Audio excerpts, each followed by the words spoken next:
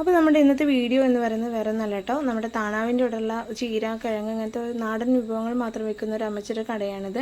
അവിടെ ഒരു ഡോഗ് ഉണ്ട്. അപ്പോൾ ഞങ്ങൾ ആ ഡോഗിനെ എപ്പോഴും ഞങ്ങൾ അത് കൂടെ പോകുകയും വരികയും ചെയ്യുമ്പോൾ കാണാറുണ്ട്. അപ്പോഴാണ് ആ ഡോഗിനെ കുറിച്ച് അറിയാനിടയത്. അപ്പോൾ എന്തായാലും ആ അമ്മച്ചിയോടെ ചോദിക്കാമെന്ന് പറഞ്ഞ് ഞങ്ങൾ ചോദിച്ചു. വീഡിയോ എടുക്കട്ടെ എന്നൊക്കെ ചോദിച്ചു. അമ്മച്ചി എതിർപ്പൊന്നും കാണിച്ചില്ല, എടുത്തോളാൻ പറഞ്ഞു.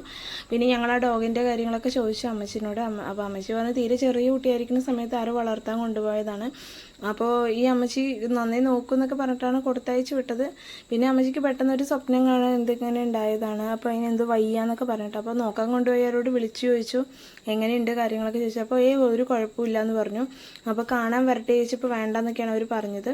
അവസാനം ഒരു ദിവസം അവർ തന്നെ അതിനെ കാറിൽ അവരെ കൊണ്ടുപോയ ഭാഗത്ത് തന്നെ ഇറക്കി വിട്ടിട്ട് താഴെ ഇറക്കി വിട്ട് അവർ തിരിഞ്ഞു നോക്കാതെ പോയി എന്നാണ് അവർ പറഞ്ഞത്. പിന്നെ അതിനുശേഷം ഈ അമ്മച്ചിൻ്റെ അടുത്ത് തന്നെയാണ്.